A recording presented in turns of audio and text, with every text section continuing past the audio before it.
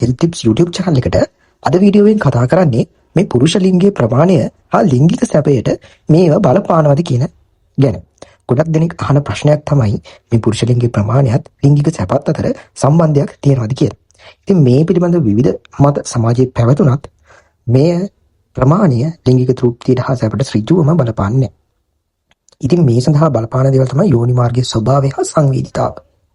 කාන්තාවගේ ලිංගික උත්තේජනය හා සැප ලැබීම වැඩි වශයෙන් රඳා පවතින යෝනි මාර්ගයේ මුල් කොටසේ තියෙන මේ G spot නැත්නම් ක්ලිටොරිස් කියන ස්ථානයේ පිට තියෙන ස්නායු අවසාන මතයි. මේ යෝනි මාර්ගයේ ගැඹුරට යනවත් එක්ක ස්නායු සංවේදීතාව ක්‍රමයෙන් අඩු වෙලා යනවා.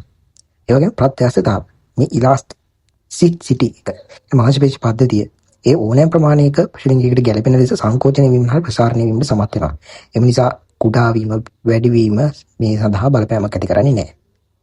සැබවින්ම බලපාන සාධක ගත්තාම මෙන්න මේ කරුණු ටික වැදගත් වෙනවා. කියන්නේ පෝපේ. පෝප්ලේ කියන්නේ పూర్ව ක්‍රියාවලිය. ලිංගික එක්වීමකට වඩා పూర్ව ක්‍රියාවලිය තමයි ලිංගික උත්තේජන හා තෘප්තියට ප්‍රධාන වශයෙන් බලපාන.